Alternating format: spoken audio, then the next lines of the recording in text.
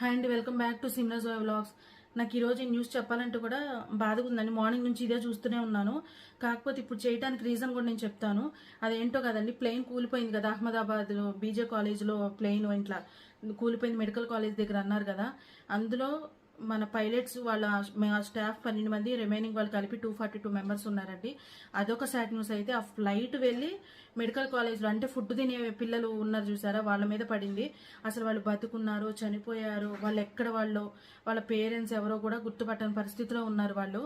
అసలు అక్కడ పరిస్థితి ఎలా ఉందో కూడా ఎవరికీ తెలియదు. జస్ట్ మనం న్యూస్ చూడటం మాత్రమే, ఇట్లా న్యూస్ స్క్రోల్ చేసుకొని చూడటం మాత్రమే.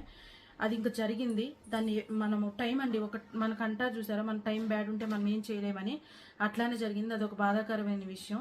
ఎందుకు నేను ఇట్లా అంటున్నానంటే, ఆ మెడికల్ కాలేజ్లో పిల్లలకి తెలుసా అండి ఇట్లా ఫ్లైట్ వస్తుంది మా మీద పడుతుంది మేము చనిపోతామని తెలుసా? వాళ్ళకే కదండి, ఎవరికీ తెలియదు. ఎందుకంటే వాళ్ళు ఏదో హ్యాపీగా కూర్చొని తింటున్నారు. కాబోయే డాక్టర్స్ అండి వాళ్ళు. ఎన్ని హోప్స్ పెట్టుకొని మా గోల్ రీచ్ అయిపోతున్నాం, మేము డాక్టర్స్ అవుతున్నామని వాళ్ళకి ఎంత హ్యాపీగా ఉంటుంది, వాళ్ళ పేరెంట్స్కి ఎంత హ్యాపీగా ఉంటుందండి. అది ఒక సాడ్ న్యూస్. అయితే ఈ న్యూస్ లైవ్ వస్తూ ఉంటే కింద ఒకరు ఎవడో కామెంట్ పెట్టారండి. పాపం తనకి ఏ ప్రాబ్లం ఉందో నాకు తెలీదు. నేను వాళ్ళకే చెప్తున్నాను, ఆ ఫ్లైట్లో నేను ఉంటే బాగుండేది, నేను చనిపోతే బాగుండేది, అది ఇది అని పెడుతున్నారు కామెంట్స్. ఎందుకండి దేవుడు ఇచ్చిన జీవితాన్ని అట్లా వదులుకుంటారు మీరు? ఏ చిన్న ప్రాబ్లం వచ్చినా చనిపోవాలి అది ఇది. ఆల్రెడీ చనిపోయిన వాళ్ళు బతకలేరండి. చనిపోయిన వాళ్ళు ఏడుస్తుంటే కుటుంబ సభ్యులు వచ్చి బతకాలి అనుకుంటే వాడు చనిపోయిన వారు బతికిలేస్తారా? ఉన్నవాళ్ళు ఎందుకండి చనిపోవాలనుకుంటారు? ప్రతి ప్రాబ్లం వచ్చినా కానీ ఎందుకు టెన్షన్ పడతారు? ప్రాబ్లం లేని మనిషి ఉంటాడా? ఎవ్వరు ఉండరండి. ప్రాబ్లం వస్తుంది, దానికి సొల్యూషన్ కూడా మన పక్కనే ఉంటుందండి. అది కరెక్ట్గా ఆలోచిస్తే సొల్యూషన్ అనేది మీ దగ్గరే ఉంటుంది, ప్రతి ఒక్కరి దగ్గర ఉంటుందండి. అది డబ్బైనా ఏ ప్రాబ్లం అయినా సరేనండి. ఒక్కటి చెప్తాను, గుర్తుపెట్టుకోండి. మనం ఏదైనా చేయాలనుకుంటే మన బంధాన్నైనా మన మనుషులనైనా డబ్బులనైనా వదులుకోవడానికి ఒక్క సెకండ్ పట్టదండి. మళ్ళీ దాన్ని తిరిగి పట్టుకోవాలంటే దమ్ముండాలండి. పట్టుకోవాలంటే మనకు ప్రాబ్లం వచ్చినప్పుడు ఉరుకుతామండి, ఆ ప్రాబ్లం వచ్చినప్పుడు ఉరకొద్దు. దాన్ని షేర్ చేసుకోండి. మీరు షేర్ చేసుకున్నప్పుడు ఆ ప్రాబ్లం సాల్వ్ అవ్వలేదనుకో, 100లో మీరు 100 మెంబర్స్ షేర్ చేసుకుంటే 100లో ఒక 10 మెంబర్స్ అయినా మీకు హెల్ప్ చేయలేకపోతారా?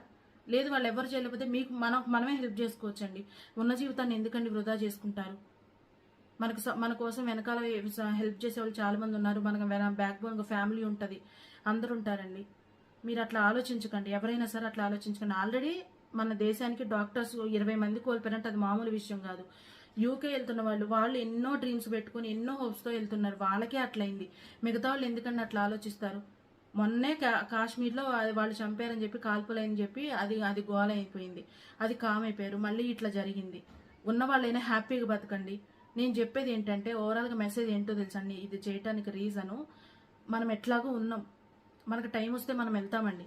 మనకు టైం వస్తే మనం ఆటోమేటిక్